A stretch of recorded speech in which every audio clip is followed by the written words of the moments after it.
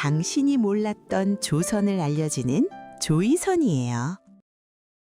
1457년 강원도 영월. 차가운 강바람조차 숨을 죽인 그날 밤, 바람이 불지 않았음에도 촛불이 요동치던 이상한 밤이었습니다. 저는 그날 영월 청룡포를 맴돌던 이름 없는 바람이었습니다. 지금부터 제가 들려드릴 이야기는 차마 실록이 담지 못했던 혹은 담기를 거부했던 그날의 진실입니다. 해가 서산으로 넘어가고 어둠이 산자락을 휘감기 시작할 무렵이었습니다. 금부도사 왕방연이 마루 끝에 앉아 하염없이 눈물을 흘리고 있었습니다. 그의 앞에는 왕명이 담긴 사약 사발이 놓여 있었지만 그는 감히 그것을 들고 방 안으로 들어가지 못했습니다. 방 안에서는 어린 단종이 책을 읽고 계셨습니다. 이미 모든 것을 체념한 듯한 그 글 읽는 소리가 오히려 왕방연의 가슴을 후벼 파고 있었습니다. 마당에 서 있던 군졸들은 누구 하나 숨소리조차 크게 내지 못했습니다. 그때 시간이 멈춘 듯한 정막을 깨고 한 사내가 나섰습니다. 그는 관청의 노비였는데 눈빛에 살기가 가득했습니다. 나란 일을 미루고 있으니 어찌 죄를 받지 않겠는가. 그가 거칠게 방문을 열어젖히자 방 안에 있던 어린 왕이 고개를 들었습니다. 단종은 그 노비의 눈빛에서 자신의 운명을 읽었습니다. 순간 밖에서 지켜보던 왕방연이 비명을 지르며 땅에 엎드렸습니다. 차마 그 광경을 볼 수 없어 귀를 막았지만 소리는 뼛속까지 파고들었습니다. 활시위였습니다. 긴 활시위가 어린 왕의 목을 감았다는 소문은 나중에야 들려왔습니다. 방 안에서 짧고 강렬한 몸부림 소리가 들려왔습니다. 그리고 이내 무거운 침묵이 청룡포를 짓눌렀습니다. 문틈으로 새어나오던 불빛이 순식간에 꺼졌습니다. 그 순간 마당에 있던 개들이 일제히 하늘을 보고 짖어대기 시작했습니다. 그 울음소리가 너무도 처연하여 듣는 이들의 간당을 서늘하게 했습니다. 노비가 방문을 열고 나왔을 때 그의 얼굴은 사색이 되어 있었습니다. 그가 7구멍에서 피를 쏟으며 그 자리에서 쓰러졌다는 이야기는 기록되지 않았습니다.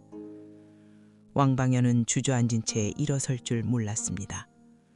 명령을 수행했지만 그 대가는 너무나 가혹했습니다.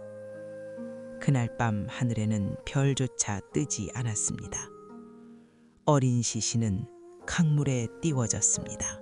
감히 누구도 시신을 거두지 말라는 엄명이 있었기 때문입니다.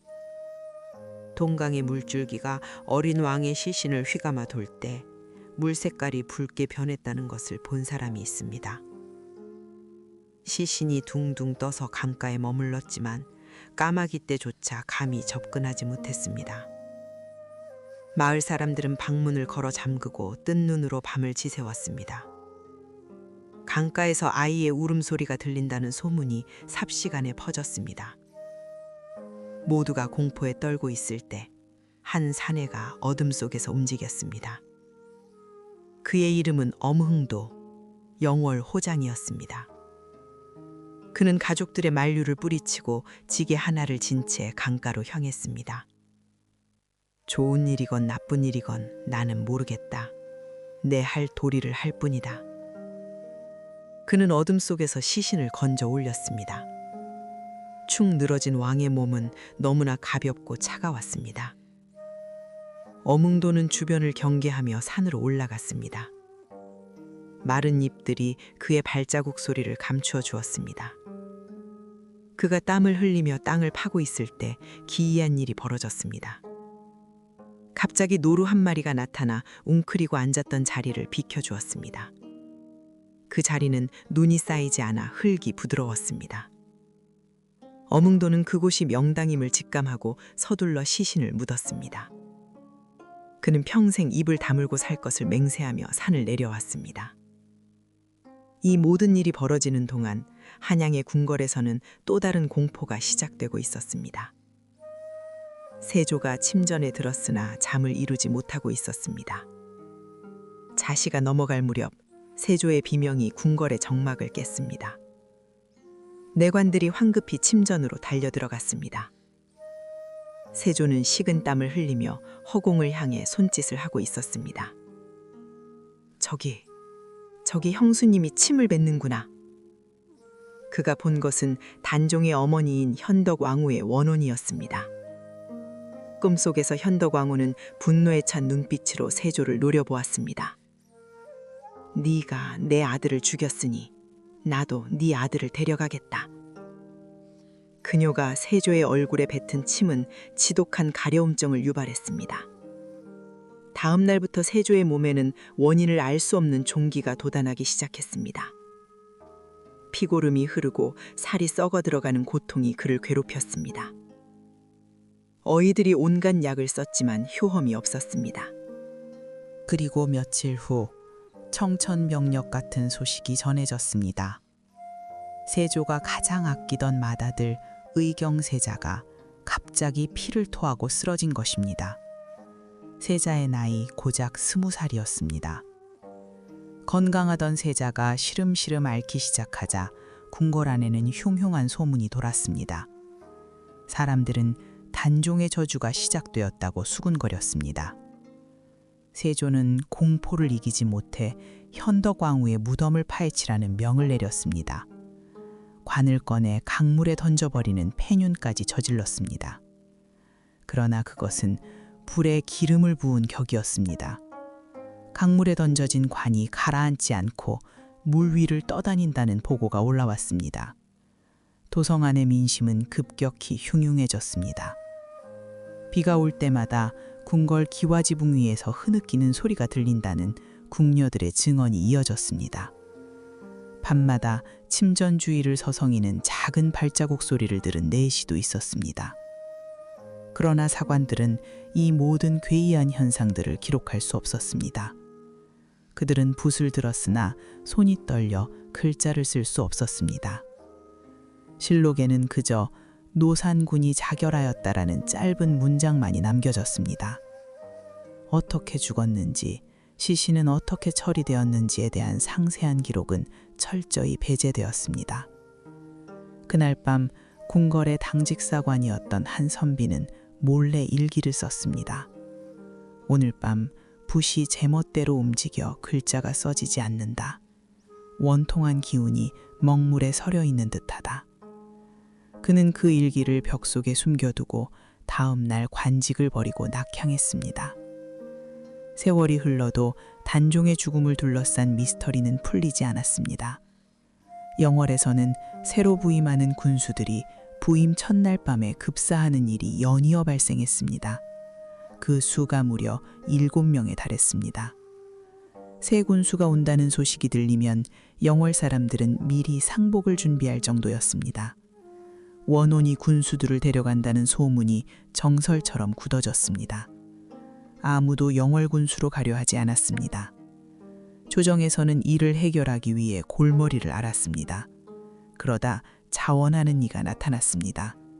그의 이름은 조탄이었습니다. 일설에는 박충원이라고도 전해집니다. 그는 부임 첫날 밤 촛불을 켜고 의관을 정제한 채 방 안에 앉아 있었습니다. 한밤중이 되자 촛불이 흔들리며 찬 바람이 방문을 열었습니다. 희미한 형체가 방 한 구석에 나타났습니다. 어린아이의 모습 같기도 하고 선비의 모습 같기도 했습니다. 그 형체는 목에 붉은 자국이 선명했습니다. 새 군수는 놀라지 않고 그 형체를 향해 정중히 절을 올렸습니다. 전하, 신이 늦게 와서 죄송합니다. 그러자 그 형체는 슬픈 눈으로 그를 바라보다가 말없이 사라졌습니다. 다음 날 아침 사람들은 방문을 열고 살아있는 군수를 보고 경악했습니다. 군수는 곧바로 단종의 묘소를 찾아 지혜를 올렸습니다.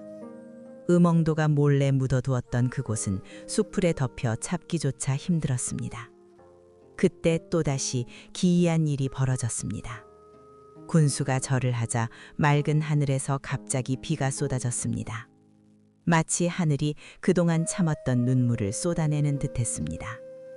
그 후로 영월 군수가 급사하는 일은 사라졌다고 합니다. 하지만 이것으로 끝이 아니었습니다. 단종을 죽음으로 몰고 간 사람들의 최후 또한 심상치 않았습니다. 세조를 도와 계유정난을 일으켰던 공신들도 하나둘씩 의문의 병에 시달렸습니다. 신숙주의 부인은 목을 메고 자살했는데 꿈속에서 단종이 나타났다고 유언을 남겼습니다. 그녀의 눈에 비친 단종은 7 구멍에서 피를 흘리는 참혹한 모습이었다고 합니다. 관람 또한 정신착란 증세를 보이다가 비명횡사했습니다. 그들은 권력을 손에 쥐었지만 밤마다 찾아오는 죄책감과 공포에서는 벗어날 수 없었습니다. 세조는 말년에 피부병을 고치기 위해 상원사를 찾았습니다. 그곳에서 문수동자를 만나 병을 고쳤다는 이야기가 전해지지만 그것은 만들어진 전설일 뿐일지도 모릅니다. 실제로 그는 죽는 순간까지 악몽과 환영에 시달렸습니다. 그가 잠자리에서 내지르던 비명소리는 곁을 지키던 내관들에게 지울 수 없는 공포였습니다. 내관 중 한 명은 훗날 사가에 나와 이렇게 회고했습니다. 전하의 몸에서 나는 고름 냄새는 씻어도 지워지지 않았다. 그것은 죽음의 냄새였다. 그렇게 시간은 흘러 숙종 때가 되어서야 단종은 복이 될 수 있었습니다. 수백 년의 침묵 끝에 억울한 죽음이 세상 밖으로 나온 것입니다. 하지만 아직도 영월 청령포의 밤바람 소리에는 슬픔이 묻어 있습니다. 소나무 숲 사이를 스치는 바람 소리가 마치 춥다, 춥다 하는 어린아이의 목소리처럼 들립니다. 지금도 비가 오는 날이면 청령포 앞 강물이 유난히 붉게 보인다고 합니다. 혹자는 그것이 황토 때문이라 말하지만 그날을 기억하는 이들은 알고 있습니다. 그것은 억울하게 죽은 어린 왕의 피눈물이라는 것을요. 제가 본 것은 여기까지가 아닙니다. 또 다른 목격자가 있었습니다. 그날 밤 청령포 맞은편 강가에서 낚시를 하던 늙은 어부였습니다. 그는 관군의 감시를 피해 갈대밭에 숨어 있었습니다. 그의 증언에 따르면 단종의 시신이 강물에 던져질 때 하늘에서 빛나는 물체 2개가 내려와 시신을 감쌌다고 합니다. 그 빛은 반딧불이 같기도 하고 도깨비불 같지도 했습니다. 어부는 그 광경을 보고 너무 놀라 그 자리에서 오줌을 지렸다고 합니다. 그는 평생 그 이야기를 입 밖에 내지 않다가 죽기 직전 아들에게 털어놓았습니다. 아들은 그 이야기를 족보 뒷면에 아주 작게 적어 놓았습니다. 이 기록은 오랫동안 발견되지 않다가 최근에야 낡은 고택의 다락방에서 발견되었습니다. 먼지 쌓인 종이 위에는 떨리는 필체로 용이 강물로 돌아갔다라고 적혀 있었습니다. 이뿐만이 아닙니다. 사육신의 처형날에도 기이한 현상이 목격되었습니다. 성상문이 처형장에 끌려갈 때 하늘이 맑았으나 갑자기 천둥이 쳤습니다. 형리들이 칼을 내리치려 하자 칼날이 2번이나 부러졌다고 합니다. 3번째 칼을 가져와 겨우 형을 집행했을 때 잘린 목에서 솟구친 피가 하얗게 변했다는 믿을 수 없는 소문이 돌았습니다. 백성들은 하늘이 노했다며 통곡했습니다. 형장 주변에는 한동안 풀이 자라지 않았고 밤마다 귀곡성이 들려 사람들이 발길을 끊었습니다. 조정에서는 이를 민심을 어지럽히는 요설이라며 엄격히 단속했습니다. 하지만 백성들의 입에서 입으로 전해지는 이야기까지 막을 수는 없었습니다. 단종을 모시던 시녀가 있었습니다. 그녀는 단종이 영월로 유배를 떠날 때 따라가지 못하고 궁에서 쫓겨났습니다. 그녀는 매일 밤 정한수를 떠놓고 단종의 무사한 일을 빌었습니다. 단종이 승하하던 그날 밤 그녀의 물그릇이 이유 없이 반으로 쪼개졌습니다. 그녀는 불길한 예감에 통곡을 하며 머리카락을 잘랐습니다. 그리고 영월 쪽을 향해 밤새도록 절을 했습니다. 다음 날 그녀는 눈이 먼 채로 발견되었습니다. 너무 많이 울어 시력을 잃은 것인지 아니면 천기를 누설할까봐 누군가 해코지한 것인지 알 수 없습니다. 그녀는 이후 평생을 떠돌이 무녀가 되어 단종의 넋을 위로하는 굿을 했다고 합니다. 그녀의 굿판에서는 신들린 듯한 목소리로 목이 아프다, 물이 차다라는 소리가 터져 나왔습니다. 사람들은 그 소리가 단종의 목소리라 믿었습니다. 세조의 치세 동안 금기시되었던 이 이야기들은 비밀 결사 조직을 통해 암암리에 기록되었습니다. 그들은 목숨을 걸고 야사를 수집하고 정리했습니다. 이 비밀 기록들은 기와 및 땅속 항아리 속 불상의 복장 유물 속에서 은밀히 전해졌습니다. 어떤 기록에는 세조가 단종을 죽이라고 직접 명령을 내린 것이 아니라 측근들이 과잉 충성하여 저지른 일이라는 주장도 있습니다. 하지만 세조가 그 사실을 알고도 묵인했거나 사후 제가했다는 점에서는 책임을 피할 수 없습니다. 한 번은 세조가 궁궐 연못을 산책하다가 물속에 비친 자신의 얼굴을 보고 기겁하여 뒷걸음질 친 적이 있습니다. 물속에 비친 얼굴이 자신의 얼굴이 아니라 단종의 얼굴이었다는 것입니다. 세조는 그 즉시 연못을 메워버리라고 명했습니다. 아름다운 연못은 하루아침에 흙으로 뒤덮였고 그 위에는 잡초만 무성하게 자라났습니다. 궁궐 내에는 아직도 메워진 연못터가 어딘가에 존재한다고 전해집니다. 그 터 위에서는 아무리 좋은 나무를 심어도 1년을 넘기지 못하고 말라 죽는다고 합니다. 궁을 지키는 수문장들 사이에서도 괴담은 끊이지 않았습니다. 경복궁 근정전 처마 끝에 밤마다 하얀 소복을 입은 소년이 앉아 있다는 목격담이 줄을 이었습니다. 그 소년은 하염없이 영을 쪽만 바라보고 있었다고 합니다. 수문장들은 공포에 질려 근무를 서는 것을 두려워했습니다. 결국 부적을 붙이고 구술하여 겨우 진정시켰지만 목격담은 끊이지 않았습니다. 어떤 학자는 이를 두고 집단적인 죄책감이 만들어낸 환영이라고 해석하기도 했습니다. 하지만 환영이라고 하기에는 너무나 구체적이고 일관된 증언들이 쏟아져 나왔습니다. 시간이 흘러 1516년 중종 때의 일입니다. 경연 자리에서 한 신하가 조심스럽게 단종의 일을 꺼냈습니다. 노산군의 묘소를 찾아 제를 올리는 것이 도리인 듯합니다. 중종은 잠시 침묵하더니 고개를 끄덕였습니다. 그동안 짐승의 뼈처럼 방치되어 있던 단종의 묘가 세상에 드러나는 순간이었습니다. 하지만 묘를 찾는 것부터가 난관이었습니다. 어몽도가 몰래 묻은 곳이 어디인지 정확히 아는 사람이 아무도 없었습니다. 그때 영월의 한 노인이 나타나 자신이 어몽도의 후손이라고 밝혔습니다. 그는 조상 대대로 내려오는 비밀 지도를 바쳤습니다. 관원들이 지도를 따라 산을 파보니 놀랍게도 그곳에서 어린 왕의 유골이 발견되었습니다. 유골은 오랜 시간이 지났음에도 마치 어제 묻은 것처럼 깨끗했다고 합니다. 유골을 수습하여 제대로 된 무덤을 만들자 그제야 영월지약에 극심했던 가뭄이 멈추고 비가 내렸습니다. 백성들은 만세를 부르며 왕의 귀환을 환영했습니다. 하지만 왕의 시신을 목에 감았던 줄은 끝내 발견되지 않았습니다. 전설에 따르면 그 줄은 저주받은 물건이 되어 그것을 주운 자에게 끔찍한 불행을 가져다 준다고 합니다. 누군가 강가에서 그 줄을 주워 집에 가져갔는데 그날 밤 집이 불에 타 전소되었다는 이야기가 있습니다. 또 다른 누군가는 그 줄로 소를 묶었다가 소가 미쳐 날뛰어 주인을 들이받았다고 합니다. 그 후로 사람들은 강가에 떠밀려온 낡은 밧줄만 봐도 기겁하며 피했습니다. 이 물관에 얽힌 저주는 아직 풀리지 않았습니다. 우리가 모르는 역사 속에는 이처럼 수많은 한과 비밀이 숨겨져 있습니다. 단종 복위 운동을 하려다 발각되어 죽임을 당한 수많은 사람들의 이야기도 아직 다 하지 못했습니다. 그들은 실패할 것을 알면서도 의를 위해 목숨을 던졌습니다.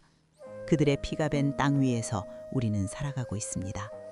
역사는 승자의 기록이라지만 패자의 침묵 속에 진실이 숨어 있는 법입니다.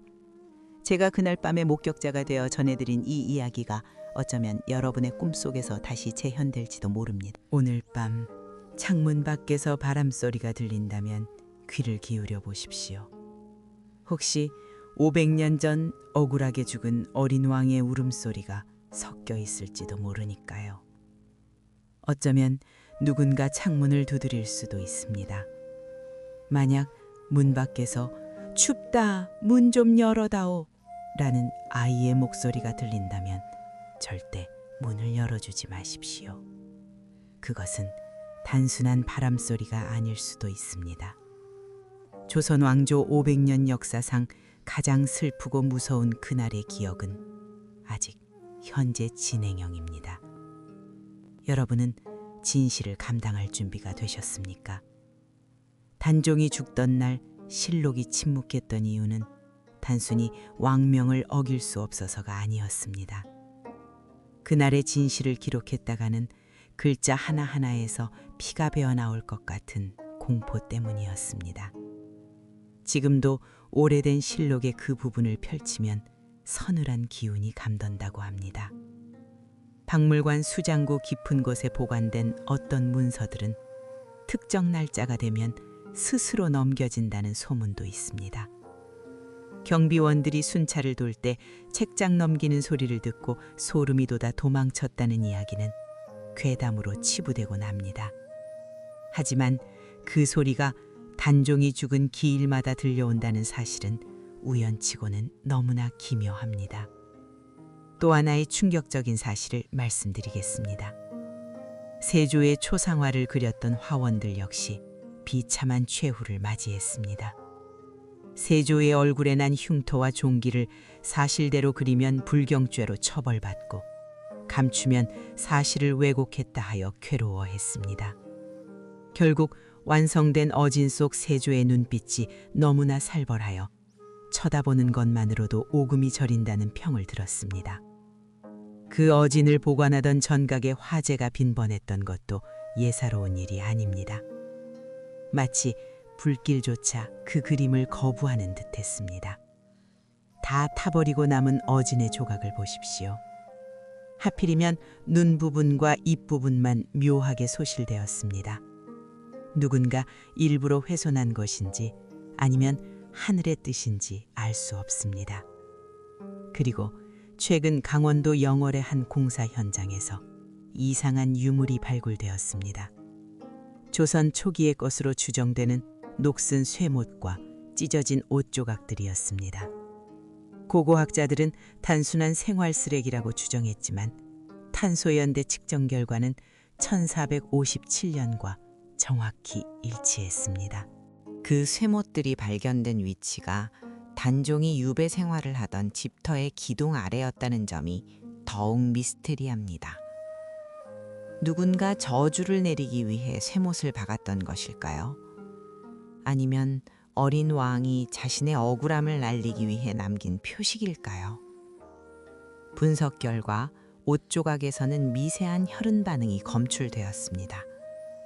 하지만 그 혈액형은 현대의 과학으로도 명확히 판별되지 않았습니다. 어쩌면 인간의 피가 아닐 수도 있다는 섬뜩한 가설이 제기되기도 했습니다. 이 사건은 조용히 덮였습니다. 더 이상 파헤치면 설명할 수 없는 일들이 벌어질까 두려웠던 것입니다. 공사는 중단되었고 그 터는 공터로 남았습니다.